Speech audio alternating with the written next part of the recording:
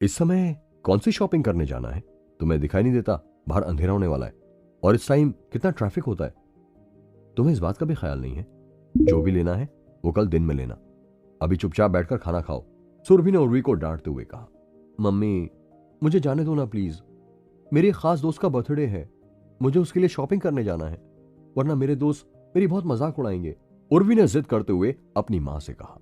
ठीक है, अगर तुम्हें जाना ही है तो 10 बजे से पहले आना होगा और अपने साथ पुष्कर को भी लेकर जाना होगा। और हां, अगर ये लेट होती है तो मैं तुमसे जवाब मांगूंगी। सुरभि ने उर्वी को जिद करते हुए देखकर उन दोनों से कहा। पुष्कर जाना तो नहीं चाहता था और वैसे भी उसे काले नाग ने जाने के लिए मना किया था, मगर सुरभि आंटी के कहने के बाद उसके पास न जाने का कोई बहाना नहीं बचता था। उर्वी के लिए भी यह अच्छा मौका था, इसलिए ना तो उसने खुद ही खाना खाया और ना ही पुष्कर को खाने दिया, और फिर जल्दी से तैयार होकर वो दोनों चल दिए। जैसे ही वो दोनों बाहर निकले, उर्वी ने अपनी दोस्त का फोन लगा दिया।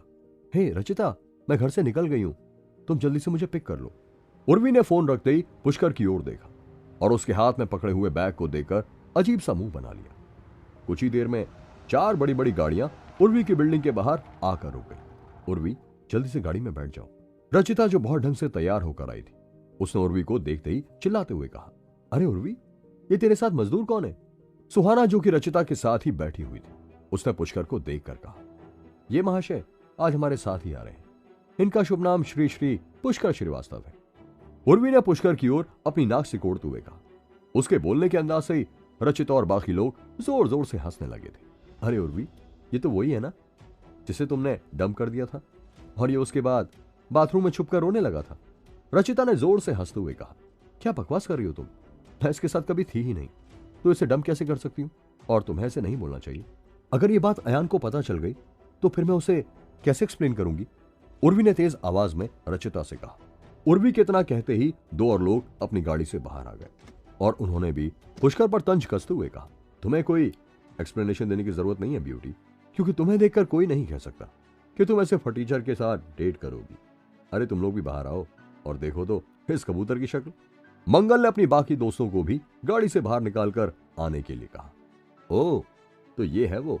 मुझे तो ये आदि मानव के समय का लग रहा है, एक लड़के ने पुष्कर को देखते ही कहा, और उसकी बात सुनते ही सभी ठाके मार मार कर हंसने लगे। अरे चलो भी तुम लोग, या आज इसी की क्लास लेते रहोगे? रचिता ने कहा। लेकिन मेरी कार में ऐसे मजदूर के लिए कोई जगह नहीं है, मेरी कार में सिर्फ कोई ब्यूटी ही बैठ सकती है, दूसरे लड़के ने कहा। और अगर मेरी कार में बैठने से मेरी कार गंदी हो गई तो उसका कौन जिम्मेदार होगा? एक और लड़के ने कहा। तीनों कारों में से कोई भी ऐसा नहीं था जो कि पुष्कर को अपनी कार में बैठाने के लिए राजी हो जाए। पुष्कर भी अब तक बहुत बेइज्जत हो चुका था और उसने उर्वी के साथ ना जाने का मन बना लिया था। ठीक है उर्वी, मुझे भी तुम्हारे और तुम्हारे दोस्तों के बीच कबाब में हड्डी बनने का कोई शौक नहीं है, इसलिए तुम जा सकती हो, मगर ध्यान रहे कि तुम्हें 10 बजे से पहले लौटना होगा, वरना मुझे तुम्हारी मम्मी को सच बताना होगा। पुष्कर ने उर्वी से कहा। और सुहाना तो जैसे पुष्कर किसी बात का इंतजार कर रही थी। हो, ये तो बहुत ही अच्छा रहेगा। गुड बाय मिस्टर मजदूर, सुहाना ने हंसते हुए कहा। लेकिन तभी उर्वी ने चिल्लाते हुए कहा। अगर ये नहीं गया तो मैं भी नहीं जा पाऊंगी, क्योंकि मेरी मम्मी इससे फोन करके जरूर पूछेगी, इसलिए इसका हमारे साथ चलना बहुत जरूरी है। हो, तो ये तुम्हारा गेट पास है, रचिता ने कहा। और फिर सभी जोर से हंस पड़े, लेकिन अभी भी कोई आगे बढ़कर पुष्कर को अपनी कार में बिठाने के लिए तैयार नहीं था। लेकिन तभी चौथी कार की खिड़की का शीशा नीचे हुआ और उसमें से एक हाथ बाहर निकल कर आया और पुष्कर की ओर इशारा करते हुए अंदर से आवाज आई।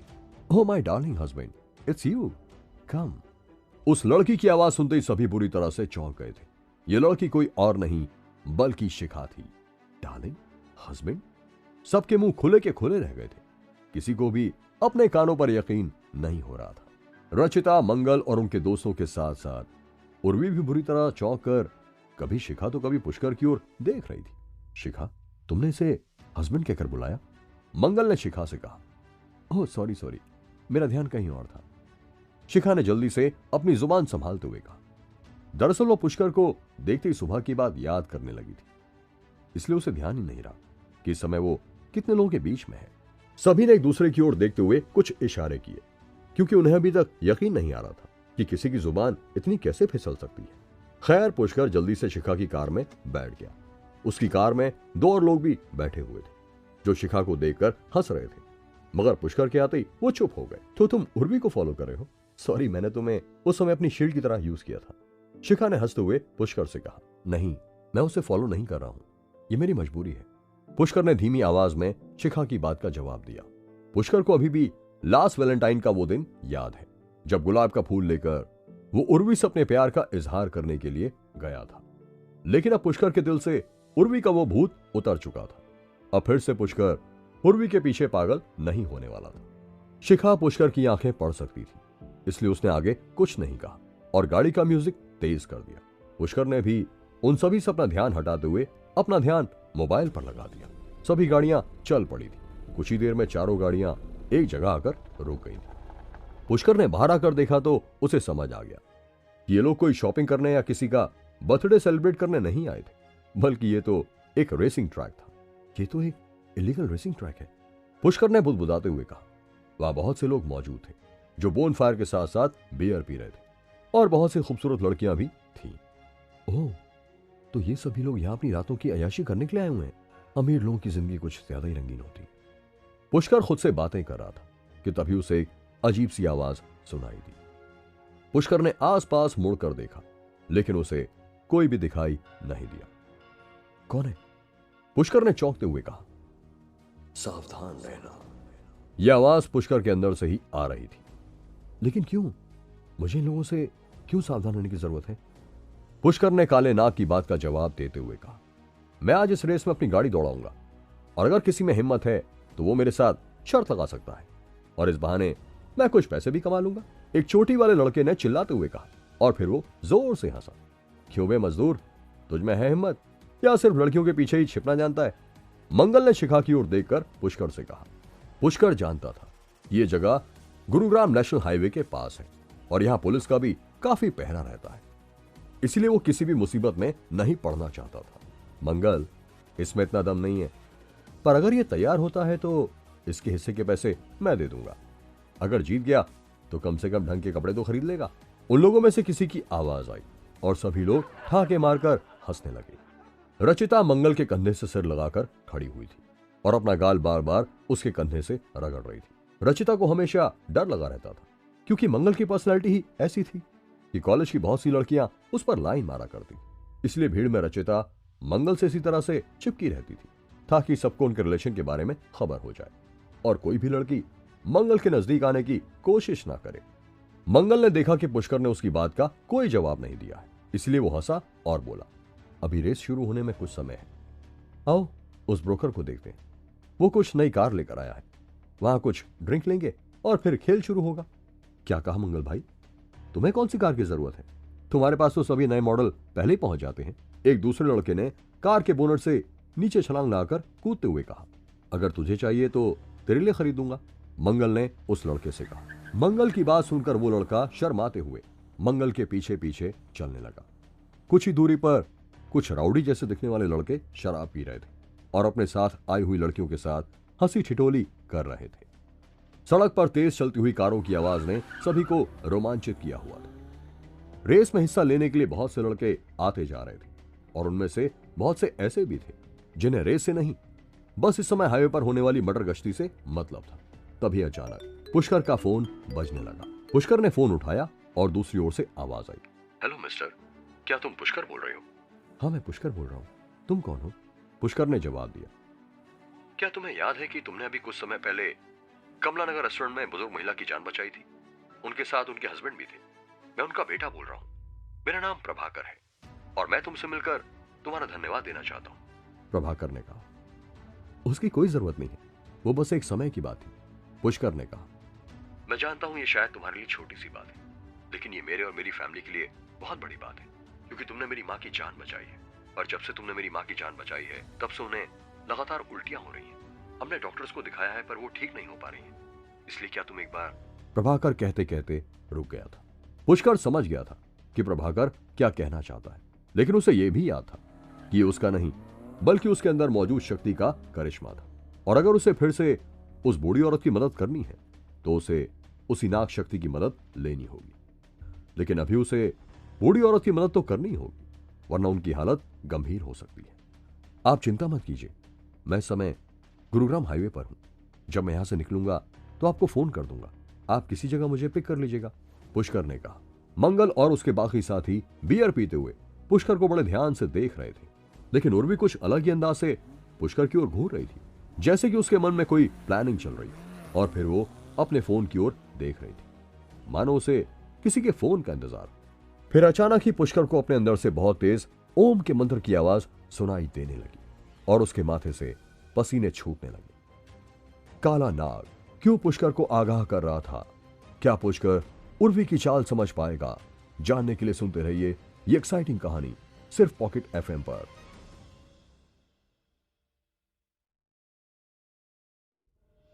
वो फोन पर सचमुच किसी से बात कर रहा है या फिर ऐसे ही बिजी होने का ड्रामा कर रहा है ताकि हम उससे बियर के पैसे ना मांगे, रचिता ने कहा। इतना मत सोचो उसके बारे में, इसकी इतनी औकात नहीं है कि हम इसके बारे में बात करें। इतना कहकर मंगल फिर से बियर लेने के लिए चला गया। यतिन भाई, रेस का पहला मुकाबला कब चालू होगा? वैसे तुम्हें क्या लगता है आज की रेस में किसका चांस है? मंगल ने बियर का ठेका चलाने वाले लड़के से पूछा। पुष्कर उन सभी से थोड़ा दूर खड़ा था। उसके अंदर से ओम की ध्वनि तेज होती जा रही थी और उसके दिल की धड़कनें भी तेज हो रही थी। जल्दी ही पता चल जाएगा, यतिन ने कहा। आज की रेस का कुछ कहा नहीं जा सकता, बहुत से नए धुरंधर आए हुए हैं। मंगल ने रेस का टिकट रचिता की ओर बढ़ाते हुए कहा, जो उसने यतिन से खरीदा था। बकवास मत करो, रचिता ने मजाक में मंगल के कंधे पर हाथ मारते हुए कहा, क्योंकि उसे मंगल की ड्राइविंग पर पूरा भरोसा था। इस समय रचिता बहुत खूबसूरत लग रही थी और ऊपर से उसने ड्रेस भी कुछ ऐसी पहनी थी जिससे उसके शरीर की बनावट और भी ज्यादा निखर कर बाहर आ रही थी। रचिता की पतली कमर पर चिकोटी काटते हुए मंगल ने कहा, चलो ना थोड़ा घूम कर आते हैं, थोड़ा ध्यान रखना कोई वीडियो ना बना ले, किसी ने जोर से चिल्लाते हुए कहा। मंगल ने हंसते हुए उसे चुप रहने का इशारा किया। रचिता भी शर्मा गई थी और उसने शर्माते हुए अपना चेहरा मंगल की बाहों में छुपा लिया और फिर वो दोनों गाड़ियों के पीछे की ओर चल पड़े, जहां थोड़ा अंधेरा था और उस ओर कोई मौजूद भी नहीं था। अपनी ही कार में चलते हैं ना, यहां खुले में मुझे थोड़ा सेफ नहीं लग रहा है, रचिता ने धीरे से मंगल के कान में कहा। जैसी तुम्हारी इच्छा, लेकिन अंदर जाकर मेरी इच्छा माननी होगी, मंगल ने रचिता के कान पर किस करते हुए कहा। रचिता ने मुस्कुराते हुए मंगल की छाती में अपना सिर छुपा लिया।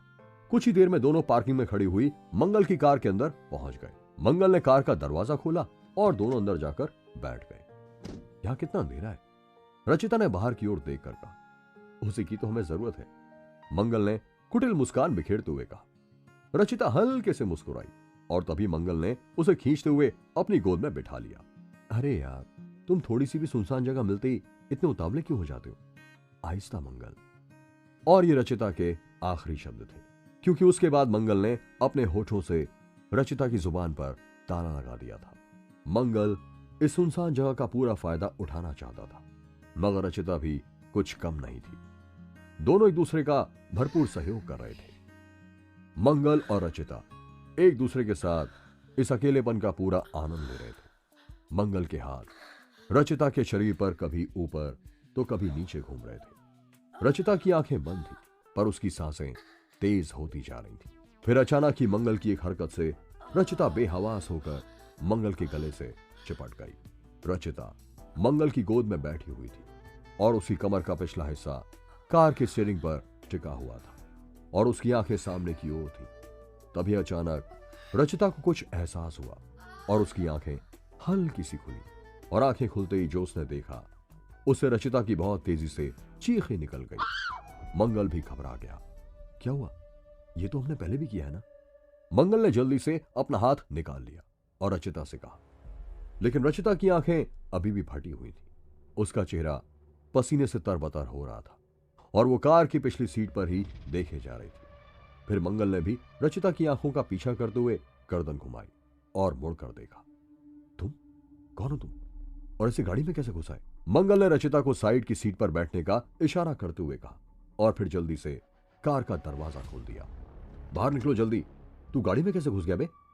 मंगल तेजी से गाड़ी से बाहर निकलकर पीछे गया और पिछले दरवाजे से उस अधेड़ उम्र के आदमी को गले से खींचते हुए बाहर निकाल दिया। इतनी देर में रचिता ने भी अपने कपड़े पहन लिए थे और वो अपना चेहरा साफ करते हुए गाड़ी से बाहर निकल आई। लेकिन वो आदमी रुका नहीं और उसने आगे बढ़ते हुए रचिता का हाथ पकड़कर कहा, थोड़ा सा प्यार मेरे हिस्से में भी डाल दो डार्लिंग। साले कमीने, तेरी इतनी हिम्मत। ये कहते हुए मंगल ने उस आदमी के चेहरे पर एक जोर का तमाचा जड़ दिया। तूने मेरी गर्लफ्रेंड को छूने की हिम्मत की? वो आदमी शराबी लग रहा था और ढंग से खड़ा भी नहीं हो पा रहा था, इसलिए मंगल का जोरदार थप्पड़ पड़ते ही वो गाड़ी के ऊपर ही लड़खड़ा कर गिर गया। अरे यार, मार क्यों रहे हो? क्या किसी से प्यार मांगना गुनाह है? उस आदमी ने अपनी लड़खड़ाती हुई जुबान से कहा। उसकी बात सुनकर मंगल को और भी तेज गुस्सा आ गया और मंगल ने उस बूढ़े आदमी को बेतहाशा मारना शुरू कर दिया। वो आदमी इतनी ज्यादा शराब पिए हुए था कि वो मंगल से खुद को बचा भी नहीं पा रहा था और फिर कुछ देर बाद जैसे तैसे वो आदमी वहां से भाग गया। लेकिन मंगल का गुस्सा अभी भी ठंडा नहीं हुआ था। उसने गाड़ी के साइड मिरर से जोर से लात मारी और उसे तोड़ दिया। भाग कर आए कमीने, आज मैं तेरा खून कर दूंगा। बस अब उसे जाने दो मंगल, उसे अपने किए की सजा मिल गई है, तुम शांत हो जाओ। रचिता ने मंगल का हाथ पकड़कर उसे रोकते हुए कहा, नहीं रचिता, छोड़ो मुझे। उसने तुम्हें छूने की कोशिश की है, मैं इसे जिंदा नहीं छोड़ूंगा। मंगल ने चिल्लाते हुए कहा, नहीं मंगल, तुम्हें मेरी कसम, प्लीज शांत हो जाओ। रचिता ने मंगल को कसकर पकड़ लिया और उसे लिपट गई। तू साले दो कौड़ी के लौंडे, एक घटिया कैरेक्टरलेस लड़की के लिए तूने मुझ पर हाथ उठाया है। अब देख मैं तेरी क्या हालत करता हूं। तभी दूर से उस आदमी की आवाज आई, जिसे सुनकर मंगल और रचिता फिर से एक बार के लिए चौंक गए।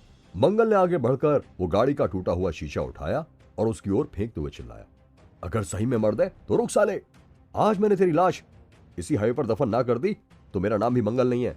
लेकिन फिर वो आदमी नहीं रुका और भाग गया। इस बार मंगल ने उसका पीछा नहीं किया क्योंकि रचिता पहले ही डरी हुई थी और मंगल उसे इस जगह पर अकेला छोड़कर नहीं जा सकता था। चलो रचिता, अगर ये मुड़कर आया तो फिर आज जिंदा नहीं जाएगा। दोनों वापस से कैंप की ओर चल पड़े जहां उनके दोस्त मौजूद थे। अपने दोस्तों के बीच में पहुंचकर मंगल ने गुस्से में गाड़ी के बोनेट पर हाथ मारा और दोस्त के हाथ से बियर की बोतल छीनकर एक ही घूंट में पी गया। अरे मंगल, इतनी जल्दी हो गया, तुम तो बड़ी तेज निकले यार। एक लड़के ने रचिता के चेहरे पर आए पसीने को देखकर मंगल को छेड़ते हुए कहा और फिर वहां मौजूद बाकी सब भी जोर से हंसने लगे। नहीं बे चिलगोजे, एक तरह ऐसा ही बददिमाग आदमी रचिता के साथ बदतमीजी कर रहा था, इसलिए मैंने उसकी अच्छे से धुनाई कर दी। अगर वो रुक जाता तो आज उसकी आत्मा का परमात्मा से मिलन हो गया होता, पर उसकी किस्मत अच्छी थी कि रचिता ने मुझे रोक लिया। मंगल ने उस लड़के को झड़कते हुए कहा और फिर बियर की बोतल को जमीन पर पटक दिया। ओह, तो आज हमारे हीरो ने हीरोइन की इज्जत बचाई है, तब तो आज मिलन की रात होगी। दूसरे लड़के ने हंसते हुए कहा। सभी लोगों ने मंगल के लिए तालियां बजाई, जिससे मंगल खुद पर थोड़ा गर्व महसूस कर रहा था। इतनी खूबसूरत बंदी लेकर घूमेगा तो लोगों की जीभ तो ललचाएगी ना। रचिता आज हॉट इतनी लग रही है कि यहां भी बहुत से लड़के उसे घूर घूर कर देख रहे हैं। अब इसमें उस बेचारे की क्या गलती? एक और लड़के ने मंगल और रचिता पर तंज कसते हुए कहा, लेकिन उसकी बात पर गुस्सा होने की बजाय रचिता ने इतराते हुए अपने बालों को तेजी से पीछे की ओर घुमाया और तनकर खड़ी हो गई, जैसे कुछ हुआ ही ना हो। तभी उर्वी भी वहां पर आ गई, जो काफी देर से अपनी सेल्फी लेने में व्यस्त थी। उसने जैसे ही मंगल और रचिता के साथ हुई घटना के बारे में सुना तो उसने रचिता से कहा, वैसे वो आदमी तुम्हें बाद में कोई नुकसान तो नहीं पहुंचाएगा ना? इतना परेशान होने की जरूरत नहीं है। वो जिस गाड़ी में आया था वो बहुत पुराना मॉडल था। आज के समय कोई ऐसी गाड़ी नहीं चलाता जब तक कि वो कोई टिपिकल मिडिल क्लास वाला ना हो। मंगल ने जमीन पर थूकते हुए कहा।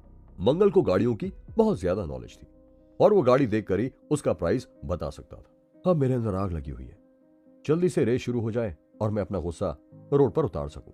मंगल ने एक और बियर की बोतल को मुंह से लगाते हुए कहा।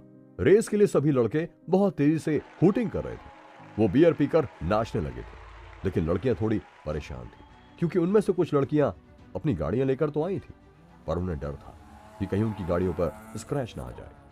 मेरी गाड़ी पर तो अभी अभी पेंट हुआ है, अगर इस पर स्क्रैच आ गया तो मेरा तो बहुत बड़ा नुकसान हो जाएगा। शिखा ने अपनी गाड़ी पर हाथ फिराते हुए कहा। उर्वी, तुम भी रेस में हिस्सा नहीं लोगी? पुष्कर ने उर्वी से कहा। उसे चिंता थी क्योंकि रेस में जान का जोखिम था और अगर उर्वी को कुछ हो गया तो वो उसकी मां को क्या जवाब देगा। तो चुप बैठ बे, तो उर्वी का मंगेतर नहीं है कि उस पर अभी से हुक्म चलाएगा। बोलने से पहले अपनी औकात देख लिया कर। पुष्कर की बात सुनते मंगल ने बियर का घूंट भरते हुए कहा। मंगल ठीक कह रहा है, और वैसे भी हम तो तुम्हें बुलाने ही वाले नहीं थे। हम तो सिर्फ उर्वी को अपने साथ लाना चाहते थे। तुम चाहो तो अभी वापस जा सकते हो, और अगर यहां रहना है तो चुप बैठो। रचित ने तभी मंगल का साथ देते हुए कहा। उर्वी, ऐसे बेवकूफ को फिर कभी हमारे साथ मत लेकर आना। इसके पास ना तो कार है और ना ही इसे किसी ने बुलाया, फिर भी बेशर्मों की तरह मुंह उठाकर यहां मजे लेने आ गया। रचिता के बोलते ही दो और लड़कों ने पुष्कर पर तंज कसते हुए कहा, तुम बताओ उर्वी, तुम्हें रेस में हिस्सा लेना है या नहीं? मंगल ने तेज आवाज में उर्वी से पूछा। उर्वी कुछ जवाब नहीं दे रही थी, क्योंकि वो तो सिर्फ रेस देखने और रात को हाईवे पर इस माहौल के मजे लेने आई थी। उसे तो वैसे ही तेज गाड़ियों से डर लगता था, लेकिन इस समय उसे ऐसा लग रहा था जैसे उसका रेस में जाना बहुत जरूरी हो गया है, वरना सब समझेंगे कि वो पुष्कर से डर गई है। उर्वी ने पुष्कर की ओर देखा और उसे पुष्कर का चेहरा देखकर मन ही मन बहुत तेज गुस्सा आया। पुष्कर, तुम अभी घर जा सकते हो, मैं अपने आप आ जाऊंगी, तुम्हें मेरा गार्जियन बनने की कोई जरूरत नहीं है। उर्वी ने गुस्से में पुष्कर को झड़कते हुए कहा, ठीक है, आंटी को फोन करके अभी ये बात कह दो, मैं चला जाता हूं। पुष्कर ने जैसे पहले ही भांप लिया था कि उर्वी क्या कहने वाली थी, इसलिए उसने भी तपाक से जवाब दिया, अबे तू अपने आप को समझता क्या है बे? तुझे साथ क्या लाए?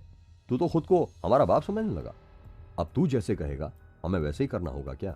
अब उर्वी से मिलने और उसे अपने साथ ले जाने के लिए हमें तेरी परमिशन की जरूरत पड़ेगी क्या? मंगल ने दांत भींचते हुए कहा था, जैसे वो बस पुष्कर को मारने ही वाला। कितना बेशर्म है बे तू? लड़की सामने से तुझे जाने के लिए कह रही है और तू है कि उसे चिपकने के बहाने ढूंढ रहा है। एक दूसरे लड़के ने पुष्कर से कहा। अब तक पुष्कर को भी आने वाली मुसीबत का एहसास हो चुका था। काले नाग की बात कभी भी सच होने वाली थी, लेकिन वो उर्वी को ऐसे छोड़कर नहीं जा सकता था। क्या वो आदमी मंगल से बदला लेने आने वाला था? क्या पुष्कर उन सभी को बचा पाएगा? जानने के लिए सुनते रहिए ये एक्साइटिंग कहानी सिर्फ पॉकेट एफएम पर।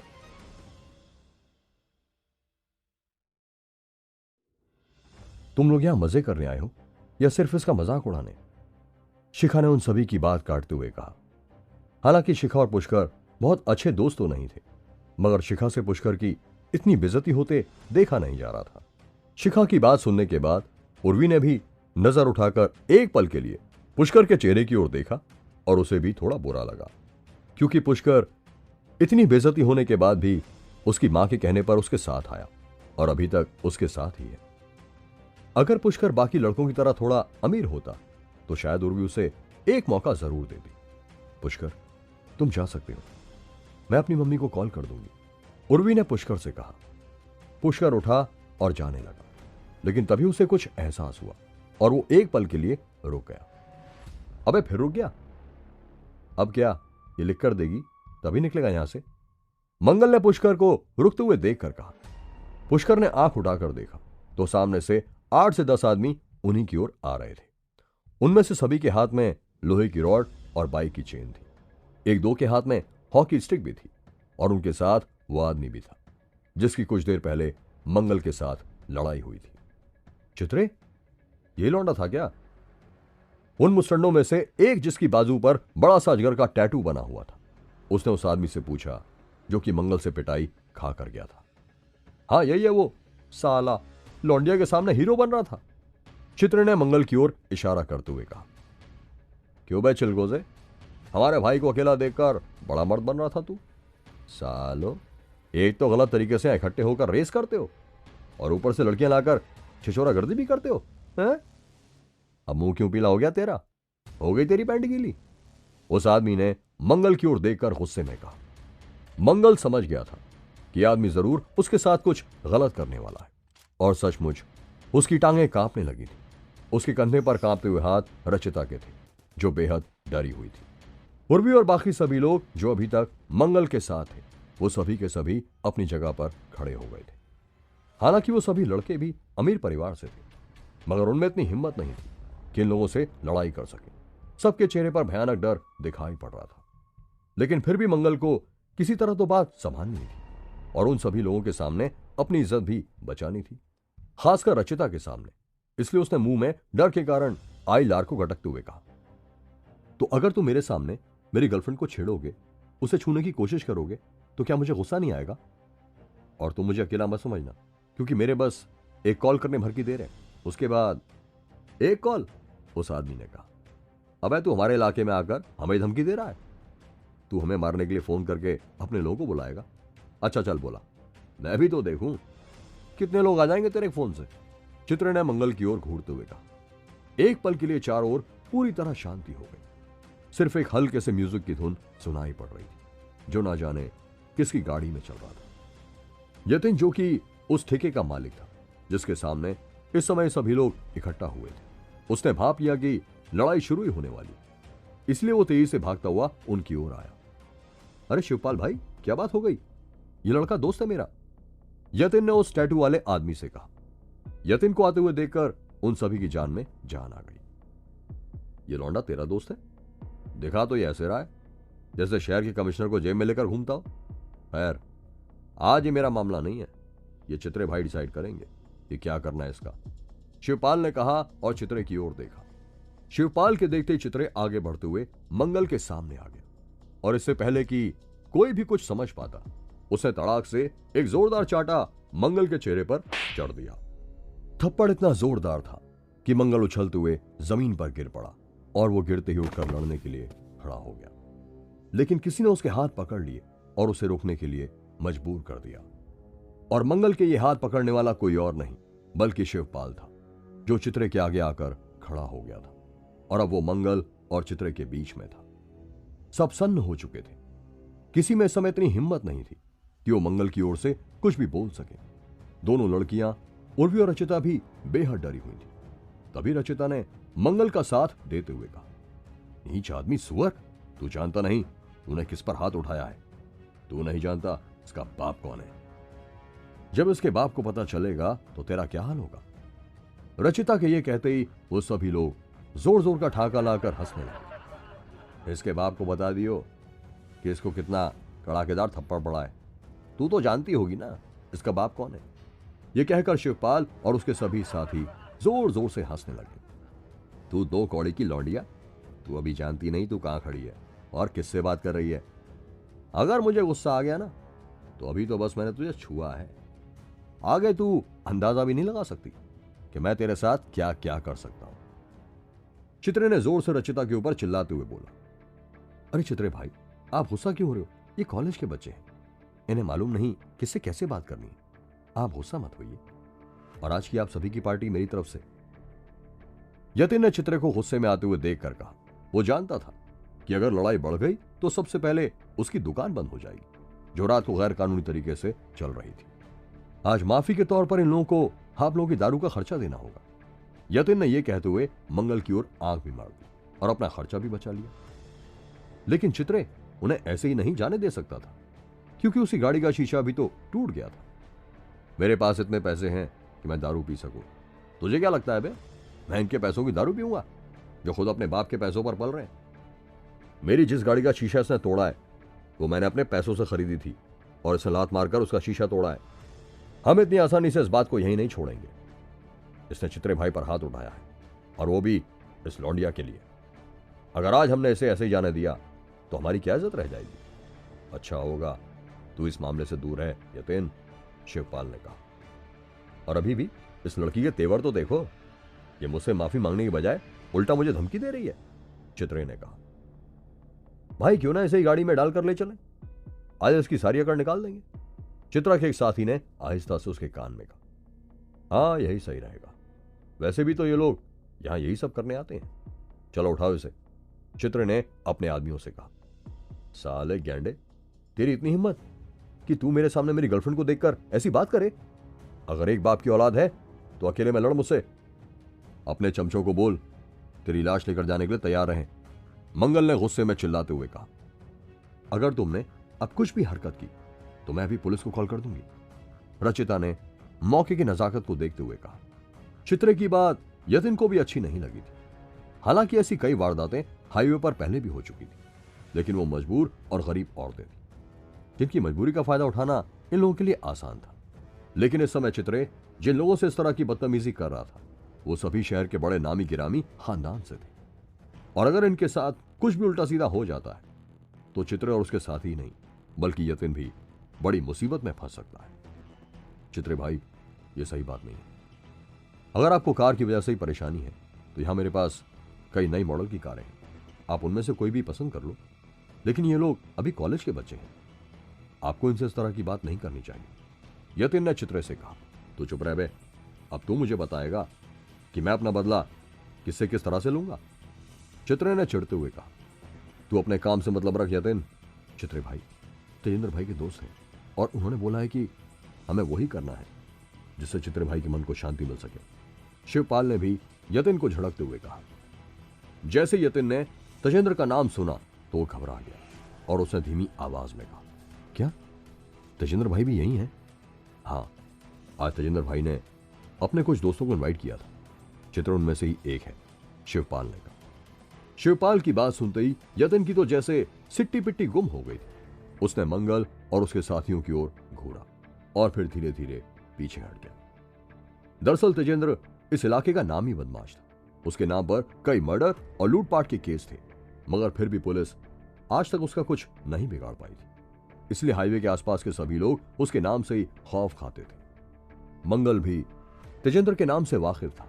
उसे पता था कि यहां रेस करने के लिए भी तेजेंद्र ही परमिशन देता है। इसलिए जैसे ही उन लोगों को पता चला कि मंगल ने जिस आदमी को मारा है वो तेजेंद्र का दोस्त है, तो उन सभी के पैरों के नीचे से मानो जमीन ही खिसक गई हो। तुम हमारे साथ कोई बदतमीजी नहीं कर सकते। मैंने पुलिस को कॉल कर दिया है और जल्द ही पुलिस यहां आने वाली है। उर्वी ने डरते हुए मगर तेज आवाज में कहा। अभी तक मुझे सिर्फ एक ही लड़की चाहिए थी जिसने मेरे साथ बदतमीजी की थी, मगर अब मुझे ये तीनों चाहिए। चित्र ने दांत भींचते हुए शिखा, उर्वी और रचिता की ओर देखकर बोला। चित्र के कहते ही उसके दो आदमी और शिवपाल आगे बढ़ चुके थे। हालांकि मंगल और उसके साथ दोनों लोगों ने उन्हें रोकने की कोशिश की, मगर उन्होंने बियर की बोतल उठाकर मंगल और उसके साथियों के सिर पर दे मारी, जिससे वो लोग दर्द से बिलबिलाते हुए जमीन पर गिर गए और चिल्लाने लगे, तू जिंदा नहीं बचेगा, तूने मुझे मारा है, तू जानता नहीं मैं कौन हूं। मंगल के ये कहते ही शिवपाल ने दो जोरदार लातें उसके पेट पर दे मारी और लात लगते ही मंगल पेट पकड़कर जमीन पर पड़ा हुआ करहाने लगा। इस समय तीनों लड़कियां और सिर्फ पुष्कर ही था जो कि सही सलामत खड़े थे। शिवपाल और उसके आदमियों ने पुष्कर को अभी तक कुछ नहीं कहा था, क्योंकि एक तो वो चुपचाप खड़ा हुआ था, दूसरे पुष्कर ने कपड़े ही ऐसे पहने हुए थे कि वो ठेके में काम करने वाला वेटर लग रहा था। शिवपाल आगे बढ़ा और उसने उर्वी का हाथ पकड़कर अपनी ओर खींच लिया। उर्वी के पीछे ही शिखा और रचिता भी खड़ी हुई थी, मगर इस समय वो तीनों बहुत ही बुरी तरह से डरी हुई थी। रुको! तभी एक तेज आवाज आई और शिवपाल का हाथ जहां था वहीं का वहीं रुक गया। शिवपाल और उसके आदमियों ने देखा कि ये उसी लड़के की आवाज थी जिसे अभी तक वे सभी वेटर समझ रहे थे। अबे तू भी इन्हीं के साथ ही है क्या? हमें तो लगा तू यहां पानी पिलाने के लिए आया हुआ है। चल तू भी बता, तेरी क्या समस्या है? शिवपाल ने हंसते हुए कहा। उसने पुष्कर को ऊपर से नीचे तक देखते हुए उसकी मजाक उड़ाते हुए कहा था, इस लड़की के साथ कोई भी बदतमीजी करने की कोशिश मत करो। पुष्कर ने उर्वी की ओर इशारा करते हुए कहा, वरना मैं कह देता हूं कि उसका अंजाम बहुत बुरा होगा। इस समय जो भी लोग वहां मौजूद थे वो सब सन्न हो गए थे और जमीन पर पड़े हुए मंगल और उसके साथी भी कुछ समय के लिए अपना दर्द भूल चुके थे। उन्हें लगा कि पुष्कर पागल हो गया या सचमुच इसमें दिमाग की बहुत कमी। क्या पुष्कर चित्र और शिवपाल से लड़ पाएगा? क्या और भी गुंडे पुष्कर से लड़ने के लिए आने वाले थे? जानने के लिए सुनते रहिए ये एक्साइटिंग कहानी सिर्फ पॉकेट एफएम पर। उर्वी के बाद पुष्कर की नजर शिखा पर गई और उसने शिखा की ओर भी इशारा करते हुए कहा, और हां, इस लड़की को भी तुम में से कोई हाथ नहीं लगाएगा। अबे तू कौन है बे? तुझे इन लोगों की हालत नहीं दिखाई दे रही क्या? या तू कोई स्पेशल ब्रांड की भांग पी कर आया हुआ है? चित्र ने गुस्से में पुष्कर को झड़कते हुए कहा, मुझे लगता है कि इसके जीने की इच्छा पूरी तरह खत्म हो चुकी है, या फिर ये अपनी गरीबी से परेशान होकर आत्महत्या करना चाहता है। वैसे तेरा नाम क्या है बच्चे? शिवपाल ने उर्वी का हाथ जोर से पकड़ते हुए कहा, तुम इस लायक नहीं हो कि मेरा नाम तुम्हें पता चले। पुष्कर ने एक अलग ही अंदाज में कहा और उसकी आवाज पहले से बिल्कुल बदल चुकी थी। वो दिखने में दुबला पतला ही था, लेकिन उसके मुंह से निकलने वाली आवाज और उसका वो आत्मविश्वास ऐसा था जैसे कोई बहुत बड़ा ही फाइटर बात कर रहा हो। भाई इसकी आंखें देखो और इसकी आवाज ध्यान से सुनो। मुझे तो लगता है कि इसमें किसी की आत्मा आ गई है। अब हमारा यहां रहना ठीक नहीं है। शिवपाल के ठीक पीछे खड़े हुए उसके एक आदमी ने शिवपाल से आहिस्ता से कहा, मुझे लगता है जमुना पार का लौंडा आज ही दफन हो जाएगा। मंगल के पास ही जमीन पर पड़े हुए एक लड़के ने मंगल से कहा। उसके सर पर भी बियर की बोतल फोड़ दी गई थी। हालांकि उर्वी को बहुत अच्छा लगा था जब पुष्कर ने शिवपाल को रोकते हुए उसके लिए आवाज उठाई थी, लेकिन अब उर्वी को भी लगा कि वो बेवकूफी भरी बात कर रहा है। पुष्कर, तुम चुप हो जाओ, पुलिस कुछ ही देर में आने वाली है। अच्छा होगा तुम यहां से भाग जाओ, उर्वी ने कहा। हां, तुम भाग जाओ, शिखा ने भी तेज आवाज में पुष्कर से कहा। लेकिन पुष्कर ने भागने की बजाय अपना एक कदम आगे बढ़ा दिया और अब वो शिवपाल और तीनों लड़कियों के नजदीक आ रहा था। अबे ऐसे अकड़ में किसकी ओर आ रहा है बे? तुझे क्या लगता है यूं आवाज बदलकर बात करेगा तो क्या हम डर कर भाग जाएंगे?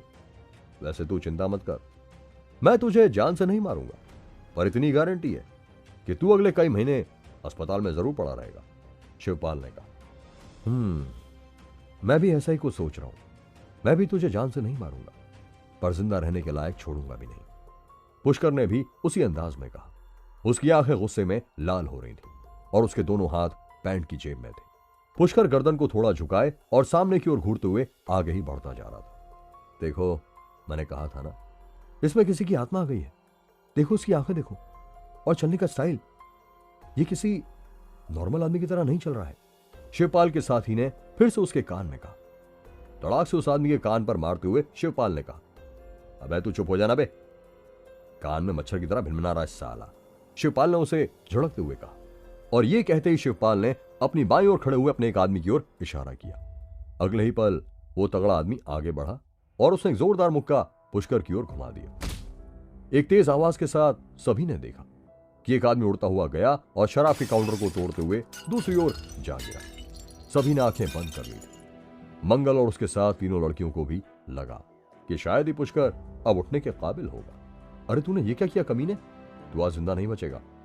लेकिन ये तो किसी और की आवाज थी। तीनों लड़कियों और मंगल ने धीरे से आंखें खोली और देखा कि शिवपाल के आदमी काउंटर के पीछे की ओर भाग रहे हैं और पुष्कर शिवपाल के सामने उसी तरह तनकर खड़ा है।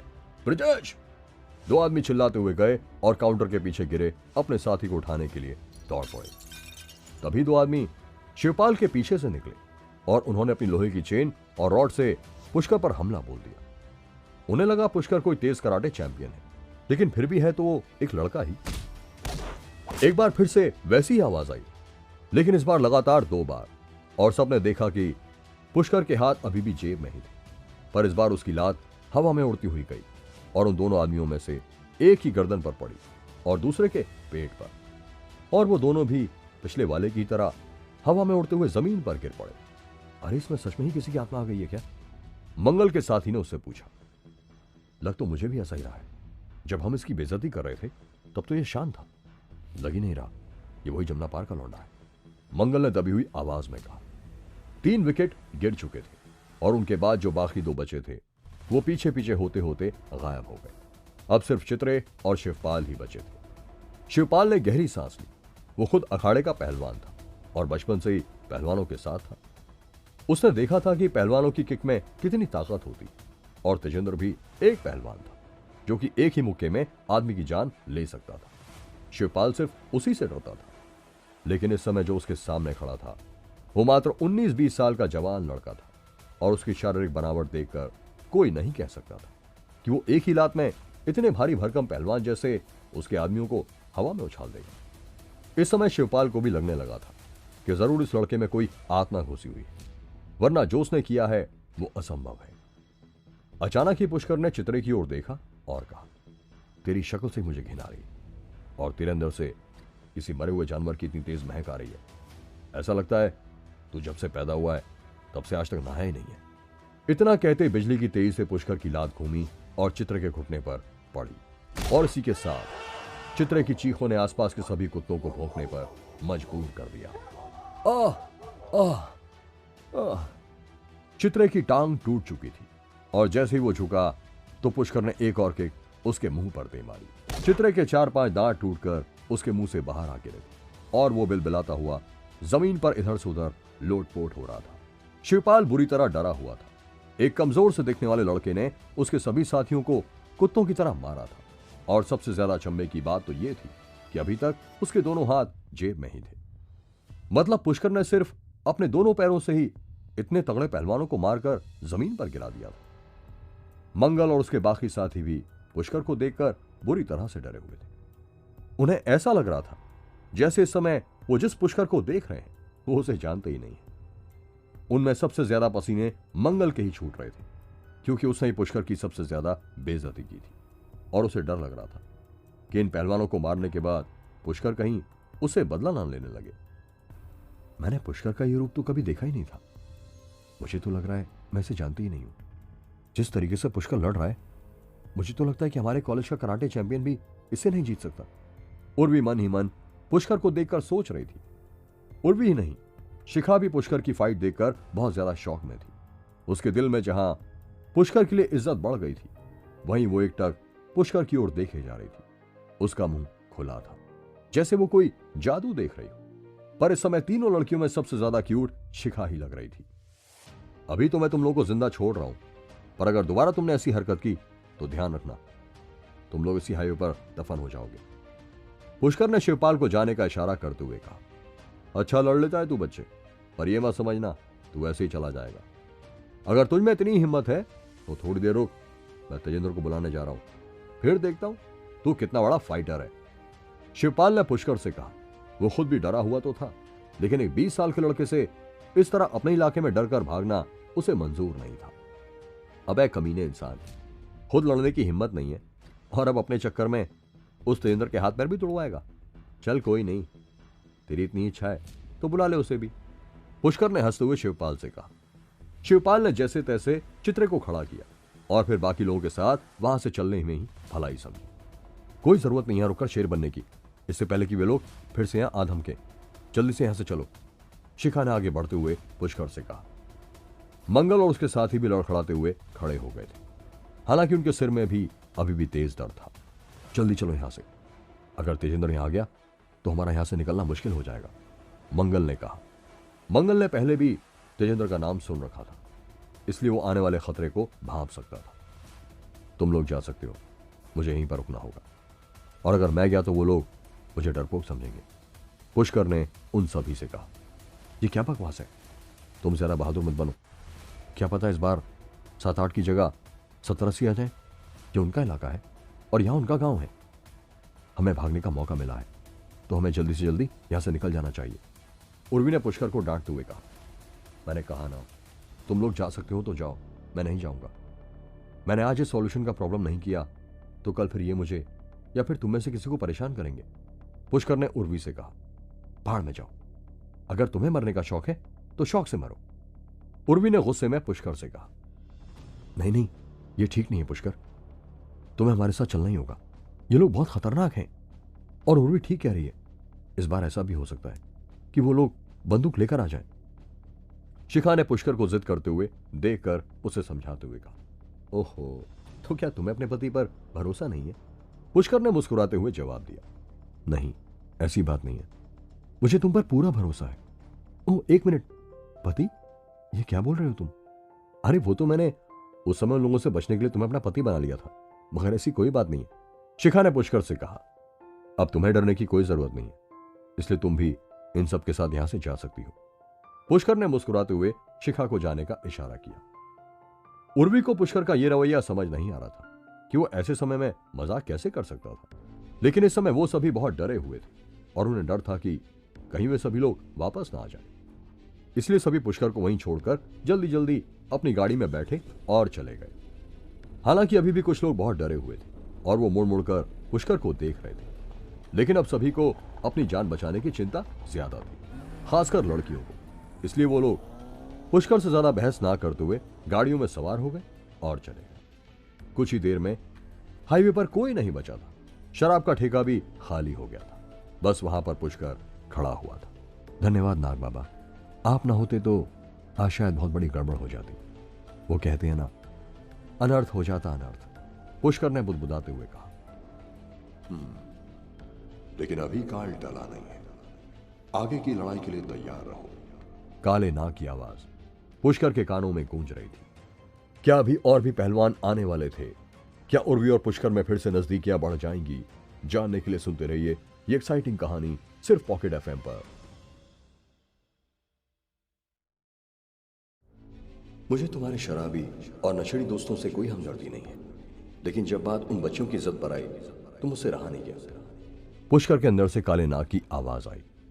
लेकिन नाग बाबा, अभी मुझे लगता है कि वो बहुत सारे लोग होंगे और उनसे लड़ना मुश्किल हो जाएगा, पुष्कर ने कहा।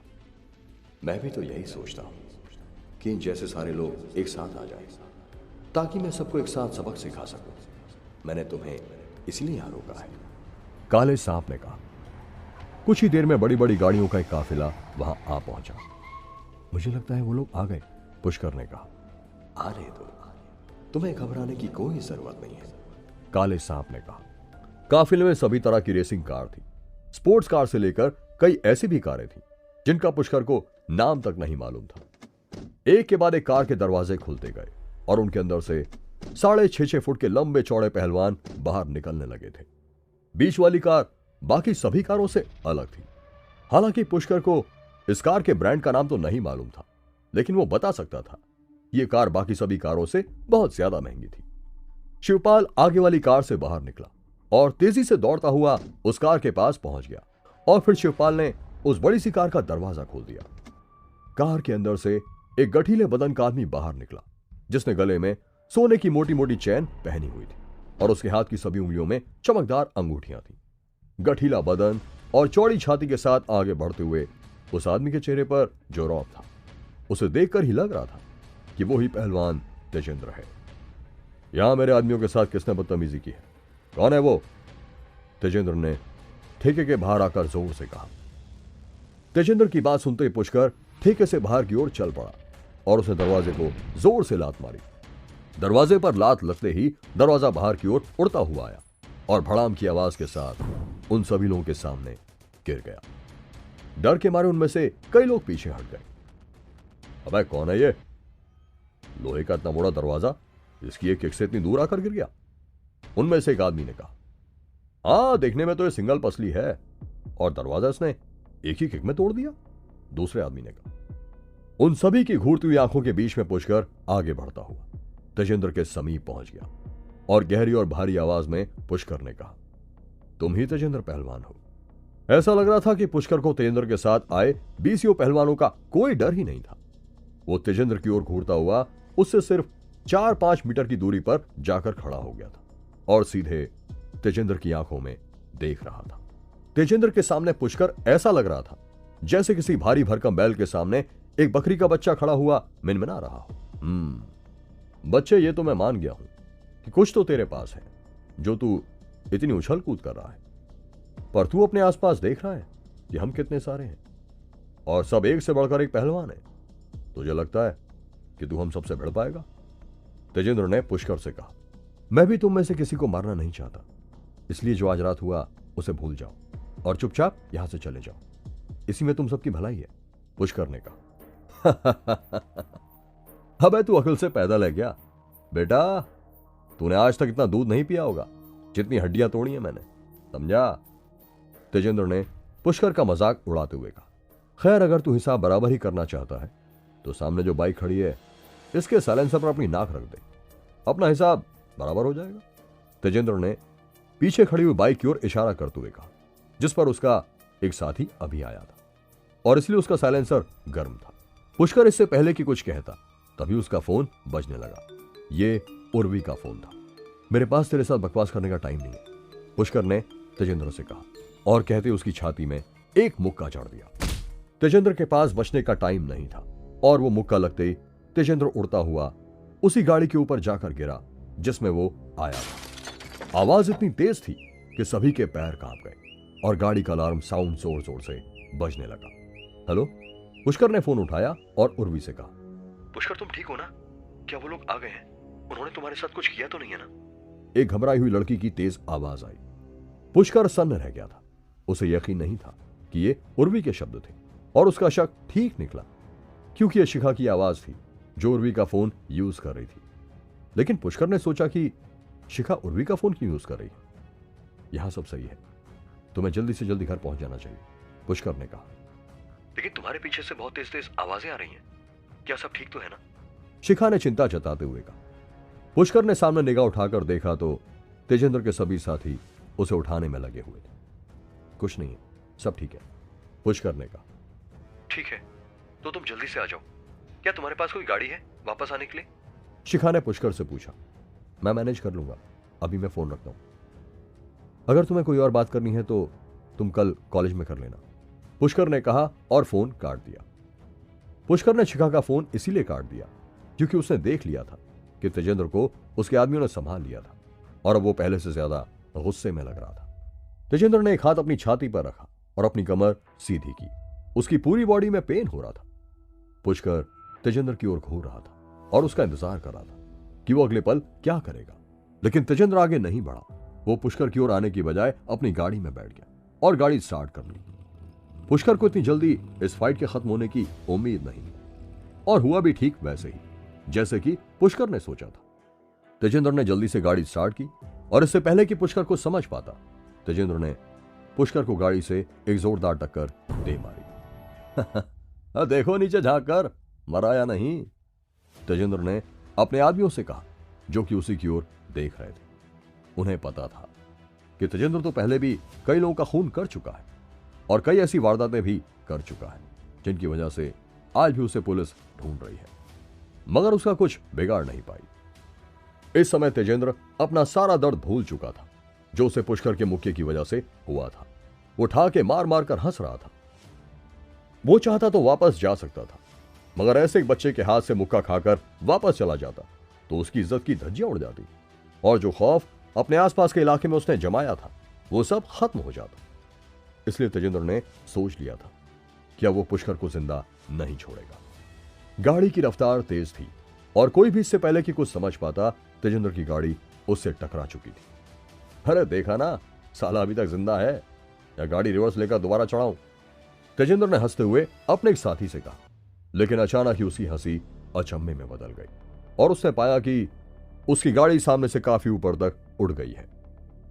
अबे तेरी, कौन है भैया? ये इतना ताकतवर कैसे हो सकता है? एक पहलवान ने चिल्लाते हुए कहा। इसने तो गाड़ी को आगे से हवा में उठा लिया। दूसरे पहलवान ने भी आंखें फाड़कर सामने देखते हुए कहा। आगे के दोनों पहिए हवा में थे। इसमें कितनी ही ताकत क्यों ना हो, पर ये ऐसे कैसे कर सकता है? मुझे साधारण बच्चा नहीं लगता, एक और पहलवान ने डरते हुए कहा। बहुत से पहलवान तेजेंद्र की गाड़ी की ओर दौड़ते हुए यह देखने के लिए आए थे कि पुष्कर मरा है या नहीं, मगर जब उन्होंने देखा कि पुष्कर ने तो टक्कर लगने से पहले ही तेजेंद्र की गाड़ी को आगे से हवा में उठा लिया है, तो वो डर के कारण चुप हो गए। सबके सब बुत बने हुए खड़े थे।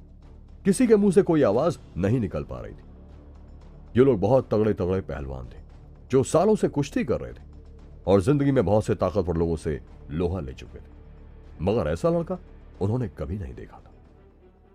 मुझे लगता है ये उन लड़कियों का बॉडीगार्ड होगा, एक पहलवान ने कहा। नहीं, कोई बॉडीगार्ड इतना ताकतवर नहीं हो सकता, और उसकी बॉडी देखकर ये कहां से तुझे बॉडीगार्ड लगता है बे? बॉडीगार्ड तो हमारे जैसे पहलवानों को रखा जाता है, ये तो साला मुझे कोई बहरूपिया नजर आता है, दूसरे पहलवान ने कहा। बहरूपिया? वो कैसे? उसी पहलवान ने पूछा। बहरूपिया से मेरा मतलब है कि ये कोई ऐसा लड़का है जो किसी दूसरी तरह की ट्रेनिंग करता है। मैंने सुना है आजकल के लोग खतरनाक ट्रेनिंग करते हैं जिसमें मारने की ट्रेनिंग दी जाती है, दूसरे पहलवान ने उत्तर दिया। क्या सचमुच ऐसा कुछ भी होता है? पहले पहलवान ने कहा। तभी उन दोनों की नजर पुष्कर के हाथों पर पड़ी और उनकी आंखें और भी फैल गईं जब उन्होंने देखा कि पुष्कर ने सिर्फ एक ही हाथ से गाड़ी को उठाया हुआ था, जबकि दूसरा हाथ जिससे उसने फोन पकड़ा हुआ था वो जेब में चला गया था। हालांकि तेजेंद्र पुष्कर को नहीं देख पा रहा था क्योंकि गाड़ी ऊपर उठी हुई थी और वो अंदर बैठा हुआ था, पर इस समय वो पहले से भी ज्यादा डरा हुआ था। अगर तू आज मर जाता है तो मुझे दोष मत दियो। और ये कहते ही तेजेंद्र पूरी जान लगाकर एक्सीलेटर पर खड़ा हो गया, पर उसकी गाड़ी 1 इंच भी आगे ना बढ़ पाई। अचानक ही तेजेंद्र ने गाड़ी रिवर्स की और पीछे जाकर देखा कि पुष्कर उसकी गाड़ी के सामने जो का तो खड़ा हुआ था। वो जरा भी घबराया हुआ नहीं लग रहा था। तभी तेजेंद्र की नजर पुष्कर की आंखों पर पड़ी जो बिल्कुल लाल थी और उसका चेहरा सख्त था। और फिर अचानक ही पुष्कर भागता हुआ आया और उसने जोरदार लात तेजेंद्र की गाड़ी के बोनेट पर दे मारी। पुष्कर की लात लगते ही तेजेंद्र की भारी भरकम गाड़ी कई मीटर दूर तक घिसटती चली गई, लेकिन पुष्कर रुका नहीं और उसने आगे बढ़कर फिर से एक और किक गाड़ी में दे मारी। तेजेंद्र गाड़ी के साथ साथ और भी पीछे की ओर चला गया। उसके बाद एक और किक, और अब तेजेंद्र बुरी तरह डर गया क्योंकि उसकी गाड़ी एक ढलान के पास पहुंच गई थी। तेजेंद्र के होश आवाज उड़ चुके थे क्योंकि अगर ढलान से गाड़ी गिरी तो फिर उसकी मौत निश्चित थी। ओह नहीं नहीं, तेजेंद्र बुरी तरह से चिल्लाया। अब अगर एक और किक पुष्कर ने मारी तो तेजेंद्र गाड़ी के साथ ढलान से नीचे गिर जाएगा और गाड़ी के अंदर फंसे हुए तेजेंद्र को नीचे अपनी मौत दिखाई देने लगी थी। गाड़ी किनारे पर झूलने लगी थी और कभी भी नीचे की ओर लुढ़क सकती थी। सभी देखने वालों की सांस हलक में अटक गई थी, मगर कोई भी आगे बढ़कर तेजेंद्र की मदद करने की हिम्मत नहीं कर पा रहा था। तभी तेजेंद्र ने देखा कि पुष्कर ने एक पैर गाड़ी के साइड में रख लिया है, जिससे गाड़ी का हिलना बंद हो गया है और अगर पुष्कर ने अपना पैर हटाया तो गाड़ी सीधा ढलान से नीचे लुढ़क जाएगी। चारों ओर एक अजीब सी शांति थी।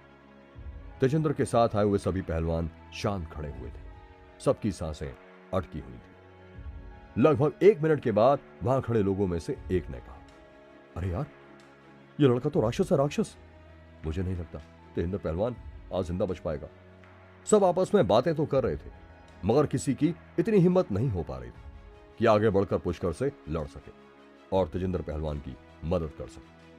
तभी पुष्कर ने कार के ऊपर से अपना पैर हल्का सा उठाया और उसके पैर के हटाते ही तेजेंद्र की गाड़ी हिलने लगी। तेजेंद्र की आंखों के सामने मौत नाच रही थी। उसके साथ आज तक ऐसा नहीं हुआ था। खत्म होगा तू आज, पुष्कर की आवाज किसी भयंकर राक्षस की तरह लग रही थी। क्या पुष्कर तेजेंद्र को खत्म कर देगा? शिखा उर्वी का फोन की यूज कर रही थी। जानने के लिए सुनते रहिए ये एक्साइटिंग कहानी।